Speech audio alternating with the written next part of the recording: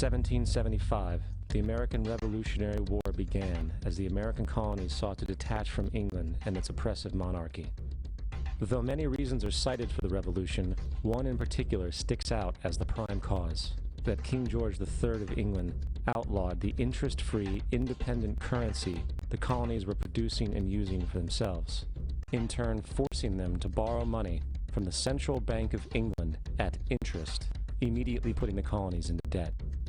And as Benjamin Franklin later wrote, the refusal of King George III to allow the colonies to operate an honest money system which freed the ordinary man from the clutches of the money manipulators was probably the prime cause of the revolution.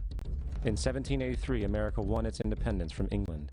However, its battle against the central bank concept and the corrupt, greed-filled men associated with it had just begun. So what is a central bank?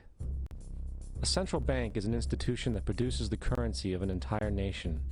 Based on historical precedent, two specific powers are inherent in central banking practice: the control of interest rates and the control of the money supply, or inflation.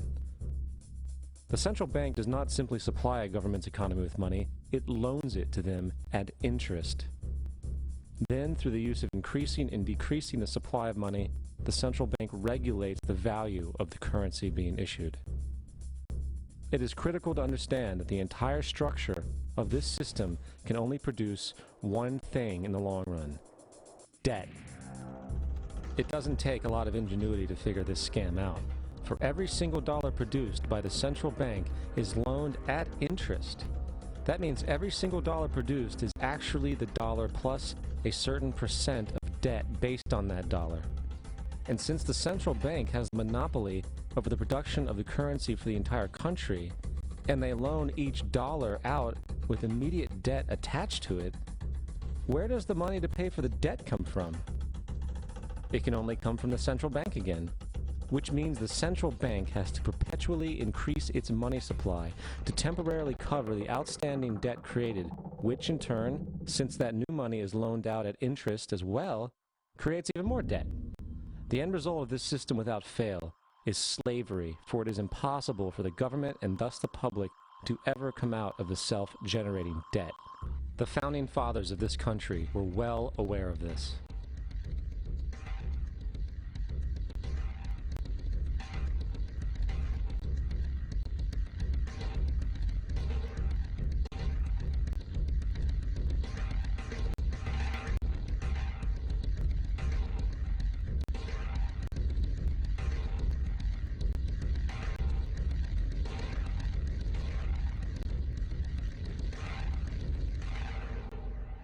By the early 20th century, the U.S. had already implemented and removed a few central banking systems, which were swindled into place by ruthless banking interests.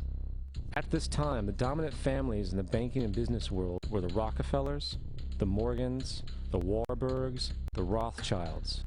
And in the early 1900s, they sought to push once again legislation to create another central bank.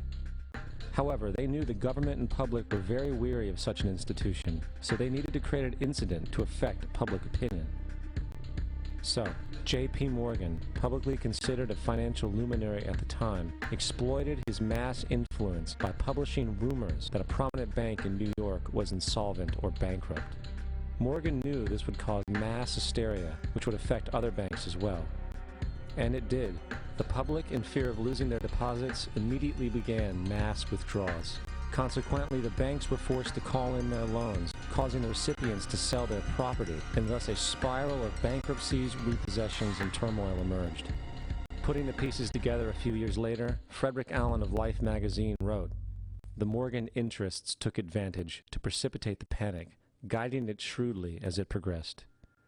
Unaware of the fraud, the Panic of 1907 led to a congressional investigation headed by Senator Nelson Aldrich, who had intimate ties to the banking cartels and later became part of the Rockefeller family through marriage. The commission, led by Aldrich, recommended a central bank should be implemented so a panic like 1907 could never happen again. This was the spark the international bankers needed to initiate their plan. In 1910, a secret meeting was held at a J.P. Morgan estate on Jekyll Island off the coast of Georgia. It was there that the central banking bill called the Federal Reserve Act was written. This legislation was written by bankers, not lawmakers. This meeting was so secretive, so concealed from government and public knowledge that the 10 or so figures who attended disguised their names when en route to the island. After this bill was constructed, it was then handed over to their political frontman, Senator Nelson Aldrich, to push through Congress. And in 1913, with heavy political sponsorship by the bankers, Woodrow Wilson became president, having already agreed to sign the Federal Reserve Act in exchange for campaign support. And 2 days before Christmas, when most of Congress was at home with their families, the Federal Reserve Act was voted in, and Wilson in turn made it law. Years later, Woodrow Wilson wrote, in regret,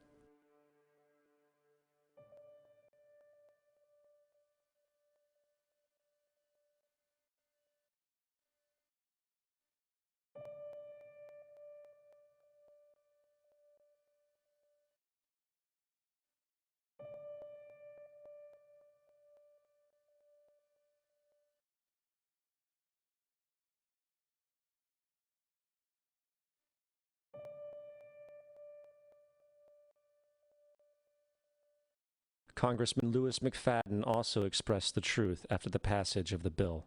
A world banking system was being set up here, a superstate controlled by international bankers, acting together to enslave the world for their own pleasure. The Fed has usurped the government.